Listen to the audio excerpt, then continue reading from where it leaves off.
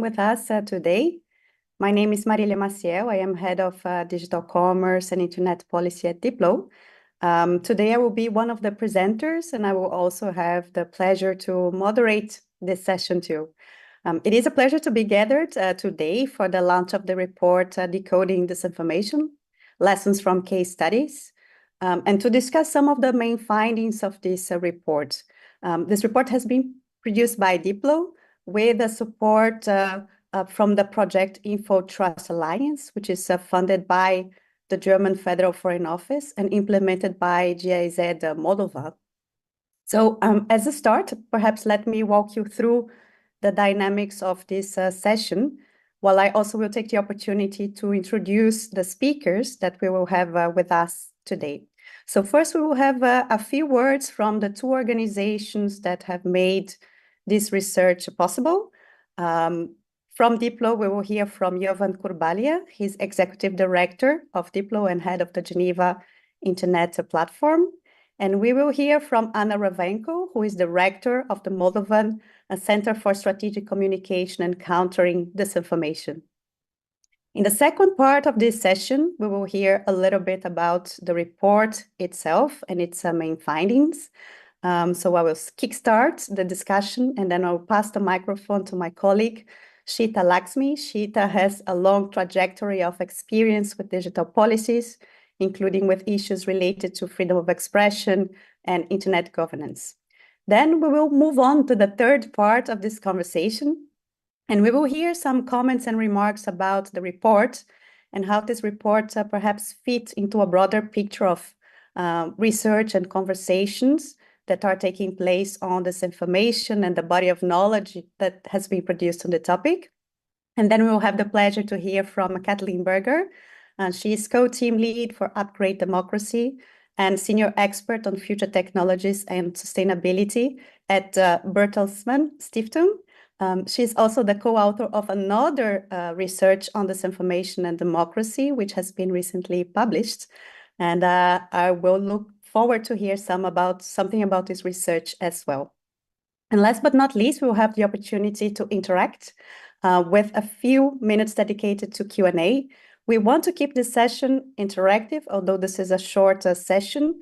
So please don't wait for the Q&A. If you already have questions and comments, please make sure to drop your questions in the chat, and my colleague Shita will be paying attention to the chat, and she will forward these questions. If this sounds like a good plan, then I think we can start the session, and I will pass the floor directly to Jovan Kurbalia, who is the director of DiploFoundation, for a few reflections on this topic. Jovan, the floor is yours. Thank you. Thank you, Marilia. It's my great honor to address today's meeting on this important moment for our team, led by Marilia and other colleagues who did this study. Obviously, the question of disinformation on content governance and content policy is extremely important and highly controversial. And we had, when we started discussion, we had some dilemmas how to approach it, how to stand up to three principles that Diplo has in its activities. It's impartiality. I highlight impartiality, not neutrality. Impartiality, informed approach, and inclusive approach. This has been, we have been guided by this approach since the very first day of Diplo. And obviously this, when it comes to the controversial issue, and there are today very few issues that are not controversial in public space, it's important to uphold these principles. You can do it by conducting in-depth research, by having evidences, supported documents, and this is what has been done by our team with the help of GIZ, and I would like to thank colleagues from GIZ for that, especially GIZ Moldova, who was our partner. I wasn't directly involved in the study, but what I found is that study is not only about current situation when it comes to whole segment of, let's say, content policy. on from disinformation, misinformation, fake news, and I won't go into terminological differences between these concepts. I'm sure you're familiar. What we found is that it's so contested field that very often discussion slides into my opinion and wrong opinion, us versus them. And it's not healthy. It's not healthy for the public discourse, for academic discussion. It's not healthy for the societal debates and overall democracy and inclusion and hearing different voices. Therefore, that was the main guiding principle that we used to have the different views, different positions, and we were also guided by the challenge which is ahead of us, which is arrival of artificial intelligence.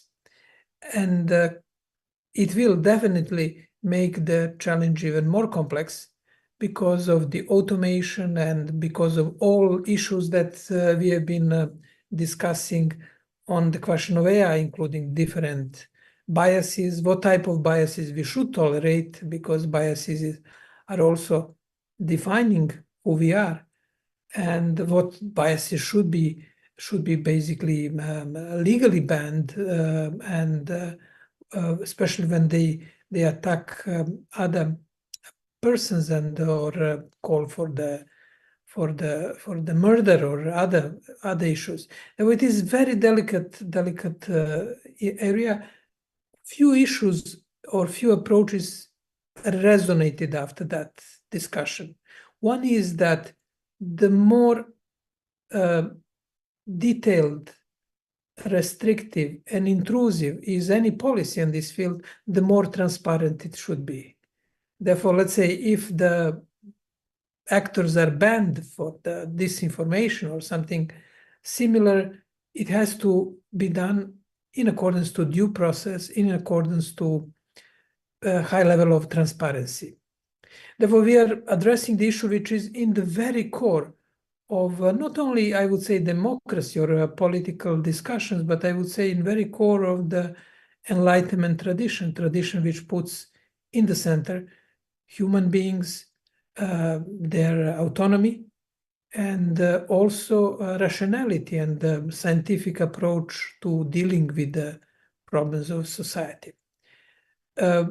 I'm very proud that our team put a lot of efforts to keep that line and contribute to higher quality, inclusive discussion on the question of disinformation, but I would say broader issues on content policy and content governance.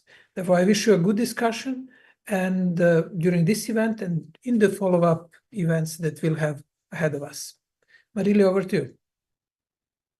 Thank you, Jovan. Thank you very much for your opening words. I don't see Anna yet in the room. Anna, if you are in the room, please, you can unmic your microphone. I already introduced you. In case Anna is not in the room, then I suggest that we move on to the presentation of the main findings of the report. And then when Anna arrives, I can come back to her. I think let's proceed like that. So let me share my screen. We have prepared a few slides. So first of all, what we're going to share with you is sort of an overview of the report. I already shared with you the link to the report in the chat, so you're invited to read, to learn about it in more details. What we're going to present is really a few highlights. First of all, when we were commissioned to write this research, we were motivated by three main research questions. The first of them, we were asked to map what type of policies actors are putting in place more commonly to fight disinformation. And here we focus not only in governments, but also other non-governmental actors. What is the interplay between these policies and frameworks and human rights, with particular attention to the right to freedom of opinion and freedom of expression, and to identify a few takeaways, hopefully some actionable takeaways that actors could implement while they try to find ways to combat disinformation. There is a theoretical approach that is inspired our research. Our research was not by all means theoretical. but I think it's very important to mention the work of one particular German sociologist. His name is Niklas Luhmann, and he has a very extensive body of theory, but there is one particular point of his theory that speaks a lot to this research because it puts into contact social sciences and communication studies. And it's the point that he makes that if he were to identify one single element that holds the social fabric together, that element is communication.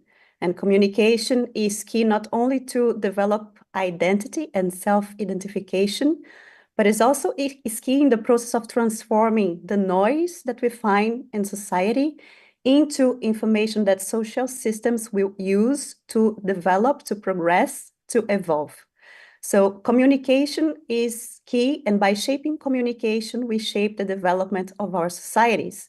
And when we think about communication this way, it's easier to understand this drawing that says that information disorder is something that threatens the very human progress. So it's key not only to fight disinformation, thinking about it as something that like a nuisance, like noise, but something that is more profound, that may undo this fabric that we try to maintain that holds our societies together. So information disorder is an umbrella term, and there are different problems that are fit under this umbrella. But in this particular research, we focused on both misinformation and disinformation. And the difference between these terms is intent.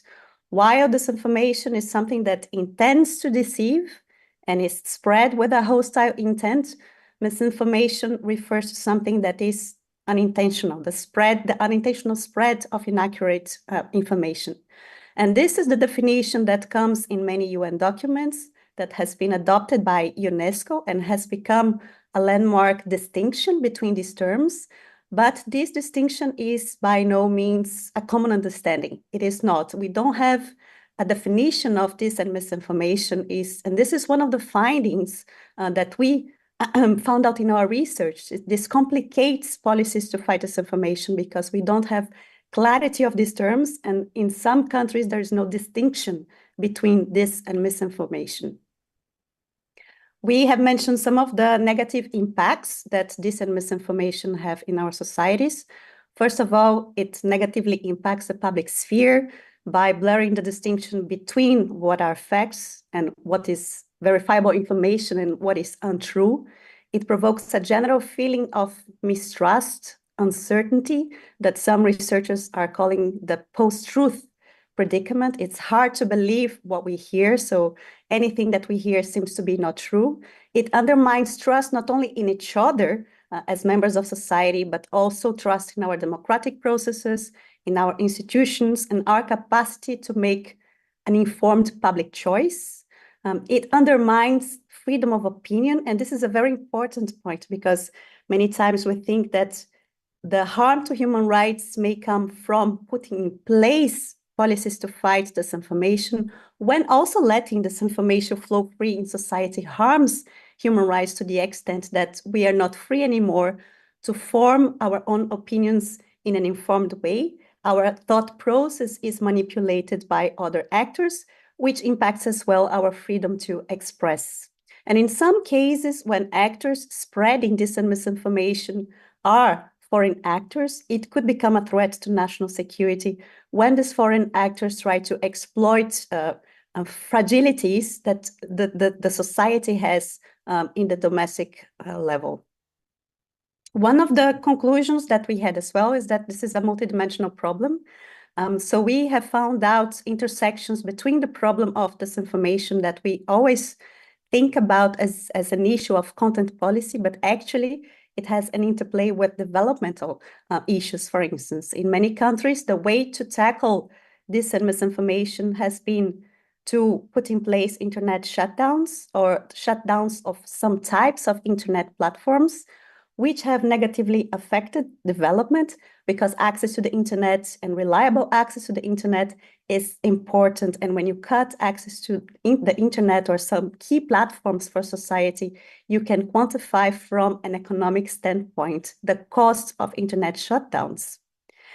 It's also interesting to see this interplays because we come to understand the levers that we can use to fight disinformation. It's important to put in place laws, but not only that, we need to use other types of levers as well. And economics incentives, for instance, are an important lever because the business models that we have today, especially on social media, on platforms that use attention, that use audience to monetize. This is a model that incentivizes using information that shocks, that disturbs, to keep users connected. So if we look at social media, that happens a lot. Algorithms push content that shocks, that speaks to the preferences of those that somehow are already consumers of this information, making them be trapped inside the future bubbles where they inhabit. So it just amplifies the problem. And of course, we can use infrastructure as a lever to fight disinformation as well. Some companies are putting in place AI systems that identify by patterns of behavior which content could likely be disinformation, and then this content should be reviewed by humans to make sure that this is accurate. But AI helps us analyze information, a more extensive volume of content information online in a record time. And some companies are starting to use marks to mark AI-generated content, which could help us identify, for example, deepfakes. So technology can be another lever that can be put in place together with other measures to fight disinformation. So when we look at the solutions that different actors are putting in place, governments, other actors, we came to realize that the solutions, they try to achieve two main goals. One of them is focused on the actor, be it the individual or the social actor, and try to put in place measures that will strengthen social resilience, individual resilience to disinformation. And these are most of the times policies related to media literacy that many actors are adopting. And on the other hand, policies that try to focus on the information ecosystem, on the environment, and try to reduce the amount of disinformation that this environment carries and reduce the exposure of individuals and societies to disinformation. And usually these policies fall under the realm of content policy. Media literacy is much less controversial. There are several organizations that have done tremendous work on media literacy.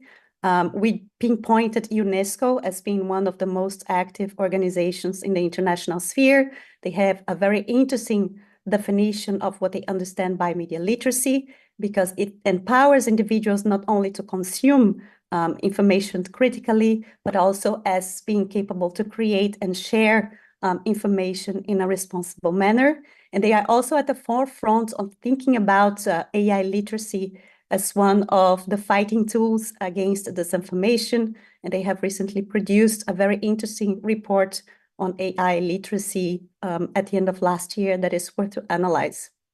I'm going to take a little bit more time on content policy because this is where the real controversy lies, because there is a delicate balance that needs to be achieved between content policy and trying to prevent mis and disinformation, while also at the same time respecting human rights, especially the right to freedom of expression. One of the first things that we realize is that laws on disinformation that are vague, they usually confer excessive powers to governments and excessive discretion.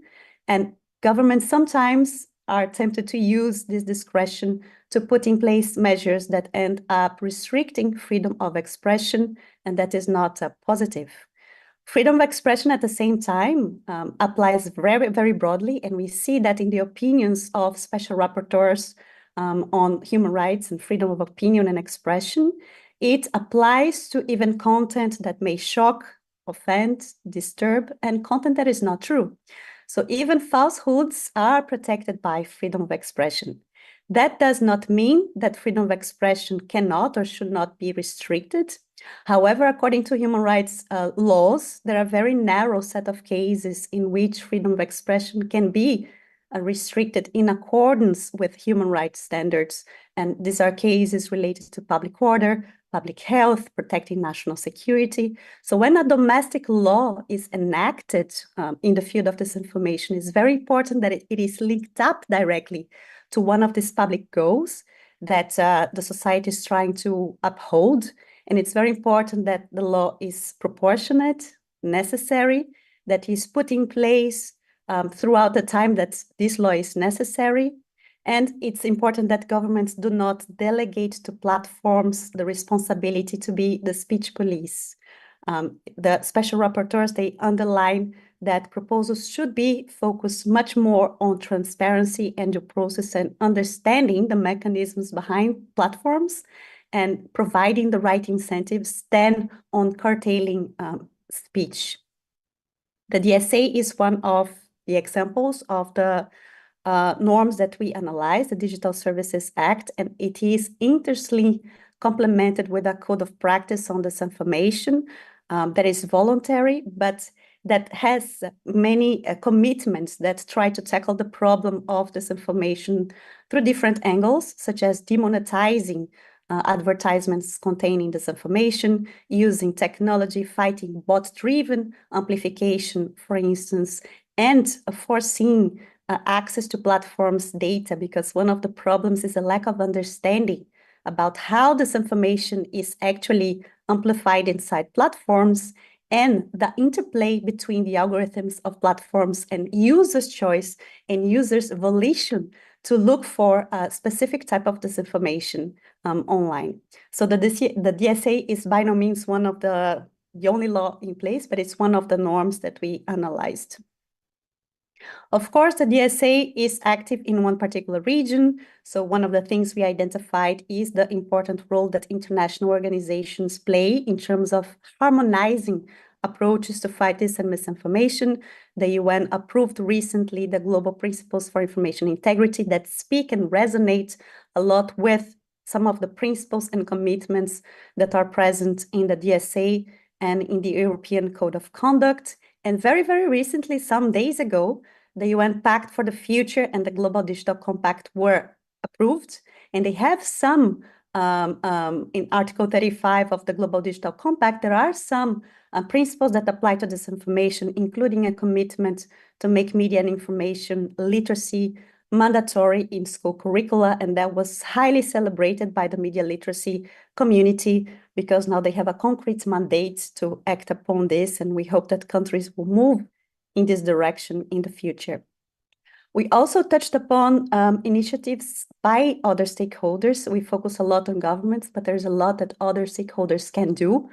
Companies have from their side on a lot in terms of trying to put in place measures to fight mis and disinformation, such as supporting fact-checking, putting in place educational campaigns, using technologies such as AI and watermarks, as I mentioned, and I'm going to go briefly through that in the interest of time, but I think it's important to emphasize that we try to look into different stakeholders, put them at the center of the problem, and then from this perspective, we try to understand what is the actions that they can put in place in collaboration with other stakeholders in order to fight the problem in a more holistic and comprehensive manner. In a nutshell, I think that our findings point us to realize that the problem of mis-disinformation need to be tackled simultaneously from different fronts. Of course, laws could play a role in many instances. However, it's very important to advance norms as well. So in terms of social norms, media literacy plays a role in terms of shaping how society will respond to disinformation. Market incentives are an important lever that are not explored enough in fighting this problem, but we need to explore more. And technology and architecture in that sense can be a very good way and lever that we can use to try to fight disinformation. Let me move quickly to some takeaways that we had, particularly by looking at some case studies in particular countries. And for that, I'll pass the floor to my colleague Shita. Thank you so much, Marilia, and hello for all of you from Jakarta. Without further ado, let me just go through the presentations. The first study is Finland. Kindly next, Marilia. Okay, so Finland actually does not have a specific laws that criminalize the spread of disinformation. Finland, using its existing law related to defamation, hate speech, and national security, to indirectly address certain aspects of disinformation. With the Kremlin-backed propaganda background, Finland is implementing policies that can tackle propaganda that threaten national security. There was a discussions to have criminalization articles in regulations, but there was a pushback on how to define a precise legal definition, like what Marilia said before. Therefore, media literacy remains as a primary defense against disinformations. It shows that Finland ranked as the first among 41 European countries in media literacy. The curriculum of Finland in media and information literacy is also evolving. It was first introduced in 2004 as avenue to tackle media violence, but in 2019, the curriculum encompassed the mis and disinformation in the context of traditional media, but also incorporated the study of propaganda, advertising, and misleading statistics. Finland continuously works with multi-stakeholders like schools and universities and has many multilateral engagements. This is part of Finland's national strategies. A note for this approach, because Finland is mainly focused on addressing media literacy in education system and the youth, fewer initiatives are targeted to the adult populations. This gap shows in the case between 2015 and 2016 when significant domestic disinformation against asylum seekers and lots of websites pretending to be legitimate sources spread the false stories, and these stories are shared by the Finland people. More on this, you can check also in our research and also key takeaway. Next, Marilia. Next one is Sweden. Like other European countries, Sweden has a long trajectory of policies to combat disinformation. And what is interesting, in 2022, Sweden established the Psychological Defense Authority, or we call PDA.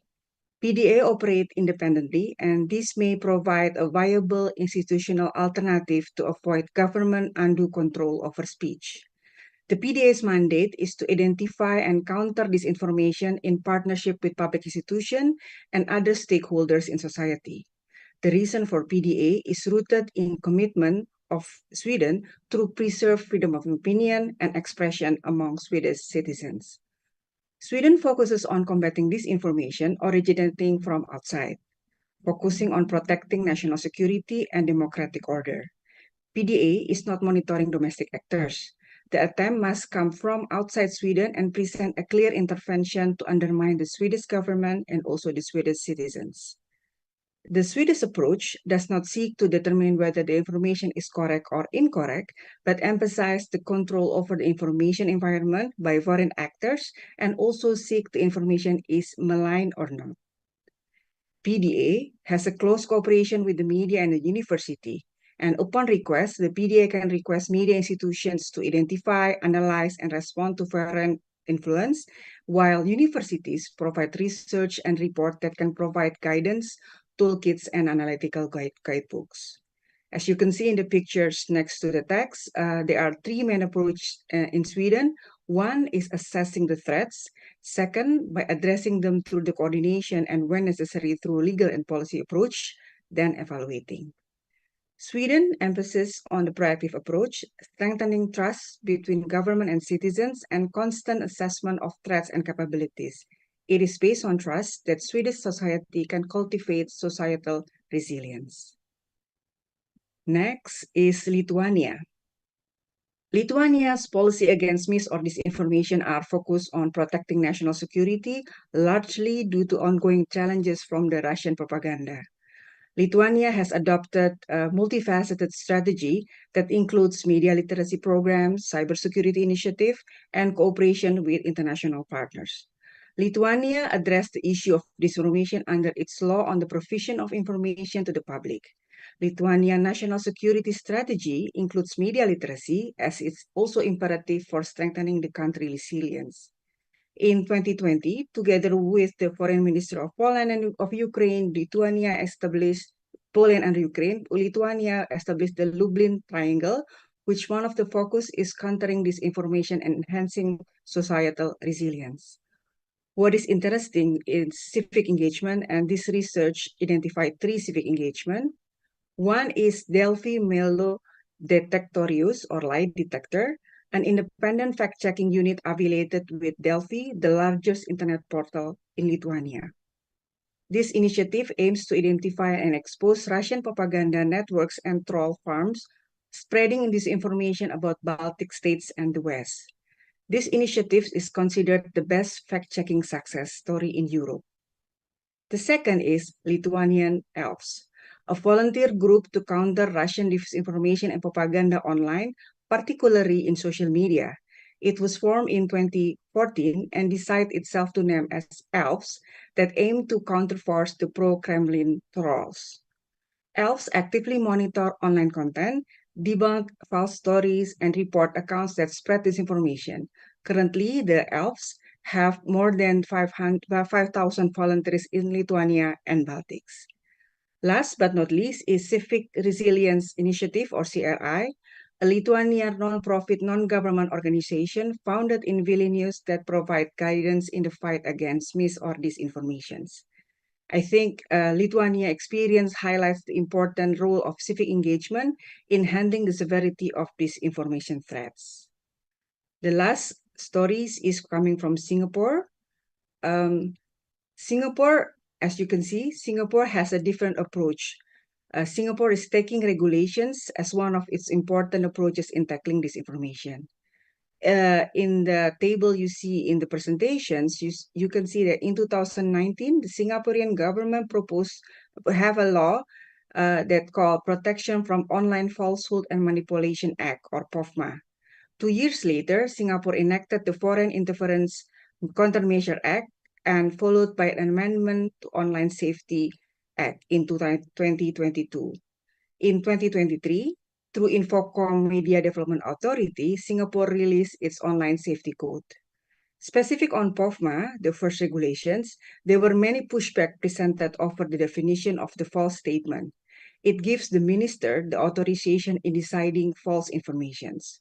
2 years after POFMA being enacted, the International Commission of Jurists produced a briefing that said POFMA does not comply with international law and standards due to the overly broad provisions, including wide discretions to the executive.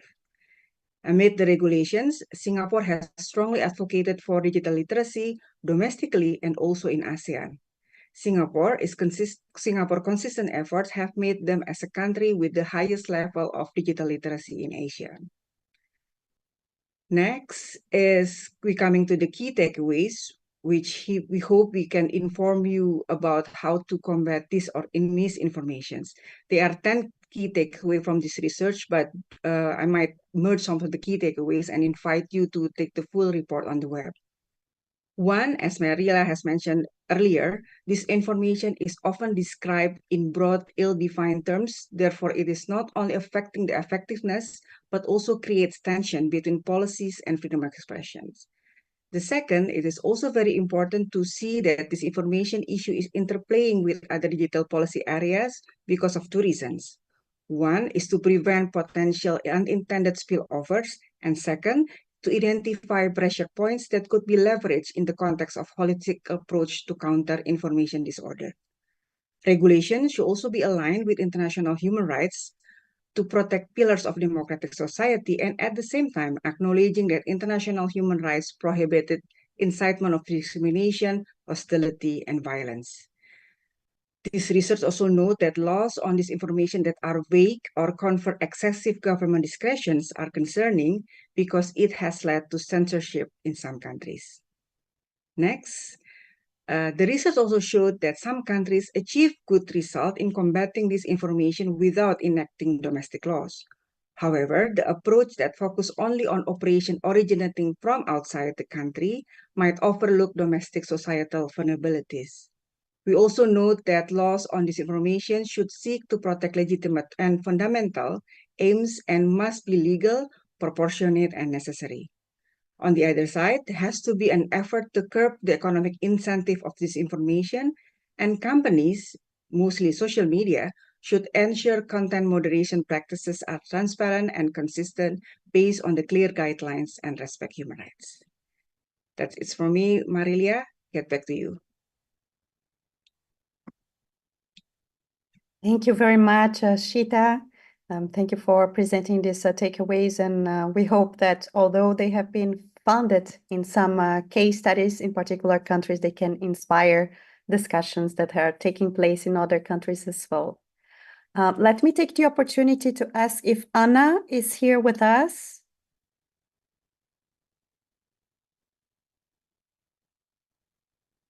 Unfortunately, she is unable to connect right now, but she's trying to do this shortly. Okay, thank you very much. Whenever she is here, please drop me a message, even in the chat. I will take a look at it. But let me then pass the microphone directly to my colleague, Kathleen Berger, for her comments, remarks. And Kathleen, I'm looking forward to hear about the reports that you worked on as well related to this information. Kathleen, over to you.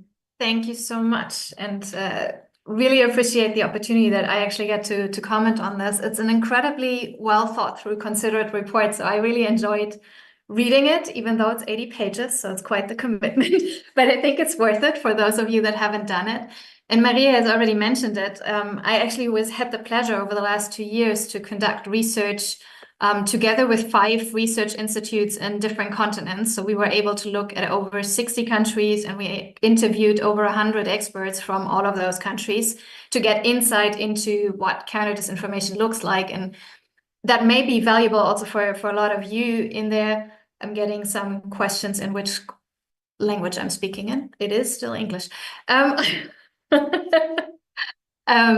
Because you say in your report that more research from the Global South is critical, and I couldn't agree more, because you have, like, the basis that you provide is very, very valuable and super important, but maybe with this background of the 2 years of research, I can share or add some light on what it actually looks like in practice. I agree with a lot of the assessments that are in the report. And I think I had like 2 main things that I want to flag that I feel are serious developments that deserve more attention in the research. And then I have 3 observations, which maybe we can discuss further. And I already saw that there are some questions also in the chat related to that. So again, first off, inside the report, I think it's packed with knowledge. It's really, really helpful. The things that I find sort of concerning and that I want to emphasize is you mentioned the influx of national and regional legal frameworks, which is true, to combat mis and disinformation. And it might not sound worrying per se, but if, and I quote from your report, between 2019 and 2020, at least 62 laws were proposed, amended, or implemented to tackle mis and disinformation, end quote, that's a tremendously high amount. And Maria just emphasized in her statement that a lot of those laws, when they're too vague, start infringing on our rights, freedom of expression, but also freedom of the press. And we're seeing quite a lot of excessive government discretion in some of the implementations of the laws. So that, in fact, is very troubling. And we've done in our research also quite a bunch of representative studies, including in the US and some European numbers. And there is an indication that many people do support stronger measures from governments, and that leads governments to act stronger and do more, because you want to like exert control and show that you're not losing your power in the digital age. And those waves, as far as I'm concerned, go in the direction of a securitization discourse that is actually unhelpful for building trust in our societies. And as soon as you leave the European sphere and go into the Global South, that actually becomes quite terrifying on the ground for a lot of people. So our research really underscores that it's super important to protect against that sort of governmental overreach, and that the stronger Maduro response for governments tends to be focusing on resilience, strengthening civil society organizations in their countries, and honestly, collaboration. Because at the moment, what we're seeing across the world, and I think your report hints at that, but is very diplomatic and careful in its phrasing, is that there's a tendency to defend against the attack of the day. But it's not a daily thing, it's a marathon, and we really need to look into the future of what we want to build in terms of healthy discourse, rather than just defend in the moment of what a campaign is. So I agree with the report's analysis, but I think that the call to protect against the trend for governments to like focus inward, focus on national actions, and overreaching as they do so needs to be significantly stronger. Another element that you mentioned, and I was really glad to see it because it's heavily under-researched, is the economic dimension of disinformation. What we're seeing and what we've learned in those 2 years is that there's a tendency also in research and in civil society to just talk about disinformation campaigns as if there is one campaign and then you can defend against it and that's fine. But there's an industry behind that. And I think that's also important because this focus and the emphasis of governments on foreign manipulation, and it's always the external threats, makes them not see the PR and the marketing agencies that are in their countries and that basically sell their services to whoever pays for it. And it's not just product marketing then, but also disinformation campaigns. And that's, for example, you mentioned the Swedish Psychological Defense Agency. They wouldn't have a mandate to act against that for good reasons. And still that contributes to the problem. So that economic dimension, where does the money come from and who benefits from it, is super critical, and it definitely needs more research. And maybe one thing, because that's something that we very strongly took as a takeaway, and that is hidden in your report, but maybe we could pull that out as you promote your findings, is the importance of data access for research purposes. Because we don't know how large the impact or even the prevalence of disinformation really is. And in order to research this, we need independent research, including how lucrative it is. We won't be able to answer that unless we actually have independent researchers accessing the data on platforms. And while in the EU, the Digital Services Act provides that mandate, we find that in practice, it's actually proving quite difficult and comes with a lot of limitations. And once you're outside the EU, it almost doesn't work at all. So maybe one thing we can consider is, as we call for more human rights organizations to get involved and to really emphasize that international human rights law should be the basis of that. But if we can also support the call for standardized sustainable data access for a civil society organization and independent research, I think we'll be all the more stronger because we can amplify each other's work in doing so. And I'm also aware of the time because I know that people are asking questions. So just 3 last things that I really want to briefly flag. In terms of the case studies, which are super interesting and provide different aspects of what governments can do, I was wondering, because all 4 of them are comparatively small, with also smaller publications and like sort of integrated market structures. So can these specificities really be mapped onto findings in other contexts where there's higher diversity or bigger population, different market structures? That was just one of those questions. So I'm like, how do you feel about that? And is there further research planned? It's just a question to you because I'm curious. And then on media and information literacy, I love the emphasis. I'm glad to see that you're also calling for that to happen across all age groups. And what we're seeing in all the organizations that we've mapped, we actually mapped 230 initiatives that are engaging in that sort of work, is that work is never done. Like there's so much ambiguity, there's dynamics, platforms change. So just training people on media literacy may fall short of the challenge. And we're trying to find ways whether we can integrate that with democracy skills around flexibility and tolerance for ambiguity, and just like how do you debate on things rather than the sort of media on how to engage, critically assess what's available now. And the last point, and then I'm also gonna stop with all the comments, is on company measures. The report outlines a lot of those. I feel like when I read that, I wanted to say yes and a lot because I couldn't help grow a bit skeptical. They look good on paper, like there's a lot happening if you just see what's on paper. But in practice, my experience and the experience of our research team shows that they do fall short completely of the urgency and the breadth of the challenge. And just to mention the fact-checking initiatives, you point out to Meta having over 100 third-party fact-checker agreements. That's great. But then even if we consider that it's 1 per country, it's still almost 100 countries in the world that don't have one. And in practice, we actually know that they have like 3 to 5 per country in Europe. So there's a lot of countries that are not covered by that.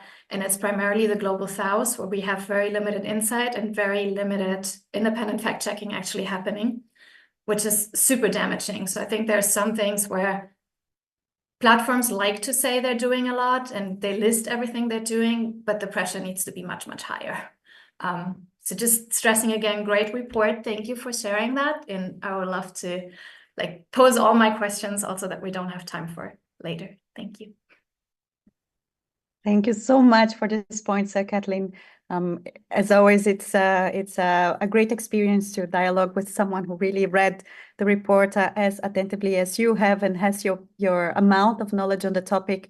I think that your points are very valuable, not only for us, but also for the audience, because I know that there's a lot of people here working with this information and doing research or developing projects about it. And I think you left us with a lot of food for thought in terms of the avenues that future research could take.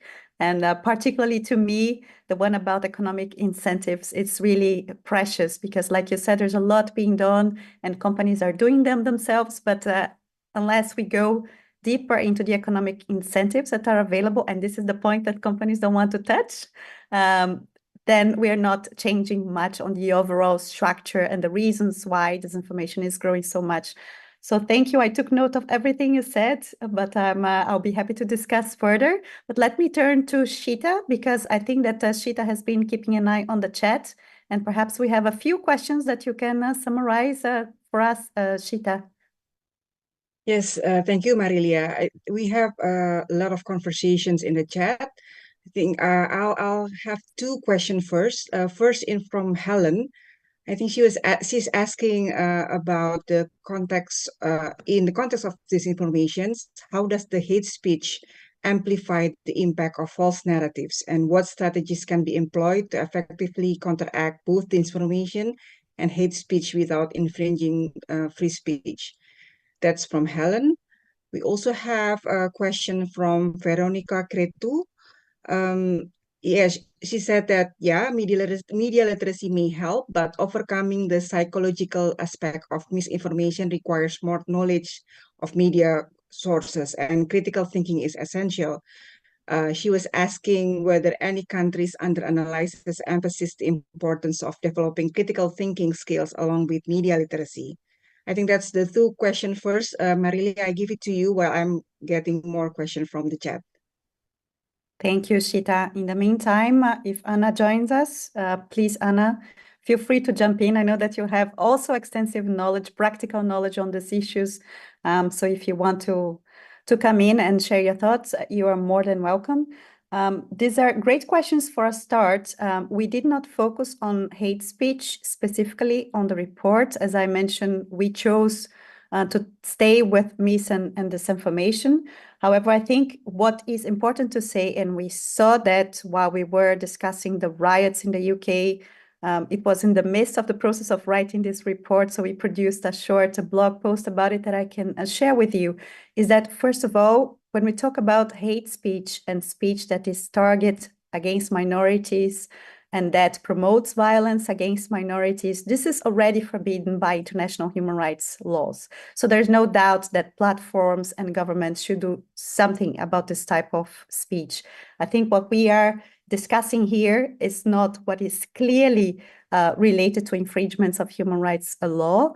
We're talking about other types of content. And what I like about the case in Sweden and in comparison to Singapore is that while Singapore took a very clear stance in terms of trying to draw a line, what is false and what is not false information, as we heard from Shita, Sweden takes a different approach, which is that is not the issue. The issue is about excessive control over the media environment. And this is negative coming from actors who are foreign actors. This is already concerning. It doesn't matter the content of the information that is being shared, but information that is clearly mapping and targeting fragilities of societies, points that are sore in society, and try to exploit these points by a control over the information environment, the information ecosystem, that is already a point of concern. So it's two different approaches that I think that depend on the history of the country, but in terms as well of strategies, I think it's important that we don't think about unidimensionally. Like we mapped in this report, I think it's important that we think holistically about the strategies that we need to put in place that will encompass sometimes, yes, laws, but trying to think about media literacy as a way to change social norms and to use technology that we have in our hands and to tackle market incentives. It's thinking about everything together and not separating these dimensions as if they didn't communicate. It's the only way that we can really tackle the problem in the information environment. I also like the point about other countries that Veronica made and other cultures, and I think that communicates with Kathleen's point with regards to the case studies. Our choice of case studies was a difficult one to make. I think we wanted to choose case studies that made sense in a particular region.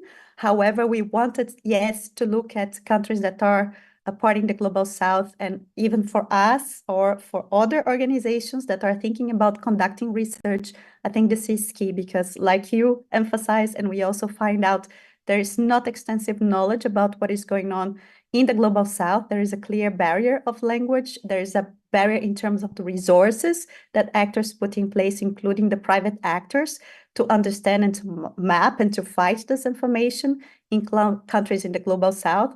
So that is really, really, concerning. I don't know if you want to complement something, Shita or Kathleen. Please feel free to jump in, come in and share your thoughts while we collect other questions from the chat. Yeah. Thank you. Maybe just adding, because I saw it in the chat also, the question of like, why is it so difficult to research in the Global South? I think one of the things we're seeing also, apart from the government actions and what's happening in legal things, is that platforms that act globally simply don't put any resources into the regions. So we've had so many people telling us like there is one content moderator for Africa as Africa as a country. Or we have like 2 people for the entire region of Southeast Asia. That's ridiculous. And even if there are laws, and we've seen that, like some of you may have followed the dispute in Brazil with X of like, can Brazil enforce its own sort of DSA type regulation on a platform like X that's not complying with taking down accounts that have been spurring and actually inciting violence in the Brazilian context?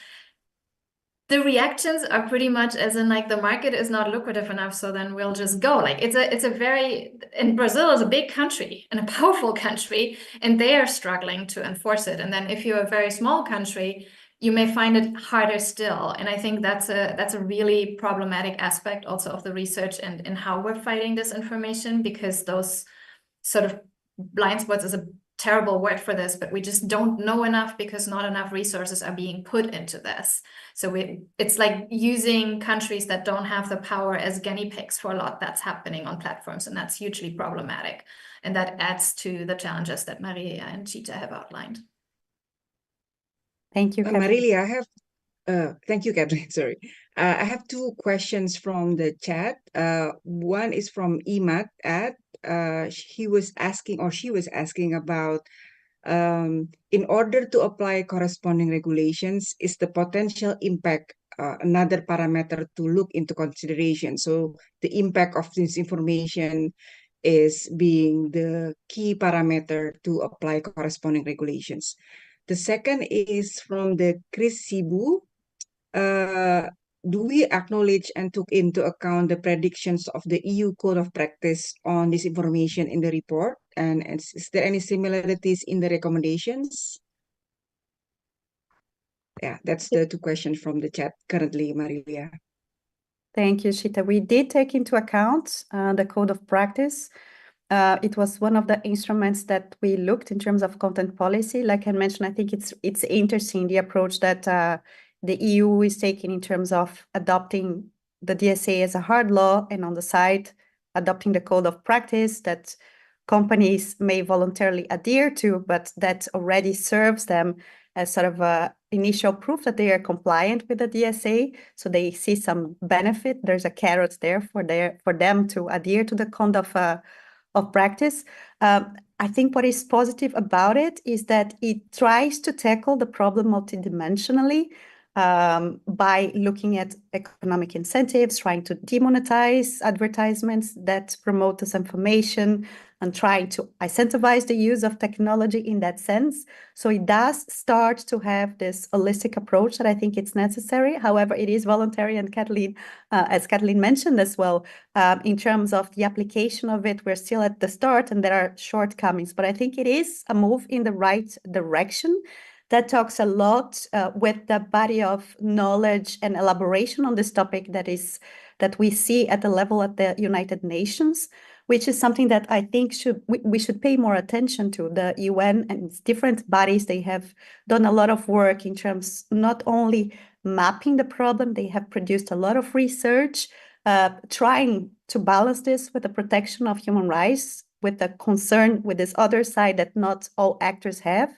but also advancing principles that are very concrete in a sense that they could be translated into guidelines for national policy development. So I think that they are giving a good starting point upon which governments can build upon. We know that for some countries still to anchor their policies in an international mandate is something that is important in terms of their chain of hierarchy, justifications, and so on. So it's important work that the UN is doing. However, it is a starting point. It's not the end game yet, but if you take a look at the report, yes, we did some comments on the code of conduct. I lost the second question. I'm trying to find it again. Shita, maybe help me. The impact, regarding the impact, Marilia, whether the impact, potential There's a impact. correlation. Yeah.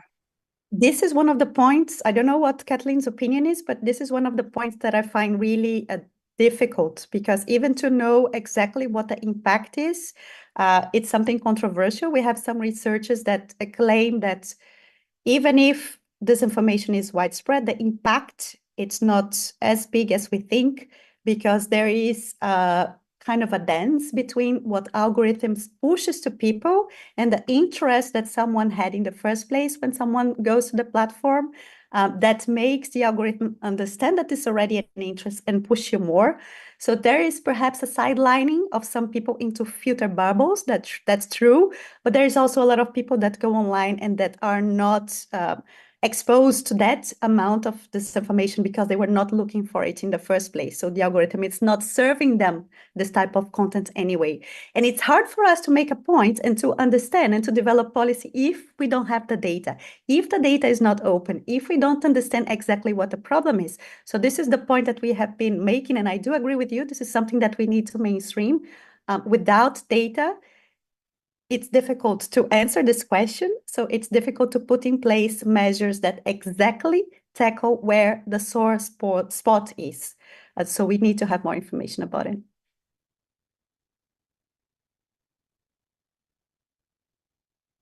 I have another questions, Marilia, from the chat from Oman. Tufal from Oman is asking, is there a clear role Ministry of Foreign Affairs can play in these equations? There is a good question. I think that international collaboration is something that we have seen between some countries. When you talked about the case of Lithuania, there are countries in that region that face similar problems because they have the similar kind of exposure to foreign disinformation. And forming this type of alliances, I think it's very important to the exchange of knowledge, even intelligence information, if we're talking about foreign disinformation that is conducted with malign intent. So absolutely, I think that there is a role for ministries of foreign affairs in terms of bilateral, multilateral conversation, but also at the international level, because what pushes international organizations to have this type of attitudes, to conduct more studies, to put in place codes of practice and to mainstream the problem is also countries pushing behind them. Organizations are made by member states. We see this a lot of this here in Strasbourg, for example. The Council of Europe has developed a lot of work on mis and disinformation very early. I think it was one of the first international organizations to have like a very substantiated report on the topic, because it was a big push by member countries behind it, asking the organization to do it. So absolutely, there is space for ministries of foreign affairs. I would like to give Kathleen the opportunity to have a final closing remarks, and Anna as well, if she's with us. If not, I think we're getting the points in which we will close this conversation for the moment, but the conversation will continue because I know that there's a lot of people here who have been working on it. Kathleen. I was just going to say thank you, because I'm seeing the chat and I'm getting people like, please sign me up for the database, email us at Upgrade Democracy. We're happy to feature you. I think exactly webinars like this where we can build on each other's work. We'll see more of that in the future. It's fantastic. So thank you for the opportunity. And I'm sure there's going to and more follow-ups around what to do. And I can only emphasize what Maria said. I think data access for the research that you've done is really great, but in order to understand the impact, we do need more data, and that requires pressure from all of us to make it happen. So thank you again. Thank you very much, Kathleen. Thank you, everyone, for joining this conversation today. The recording will be made available online, and the report is available online. So I'm sure that we will have the chance to have this conversation another time. Thank you very much, Shita, everyone to contribute to the report. Thank you, GIZ Moldova, for the support, and see you again soon. Thank you very much. Thank you.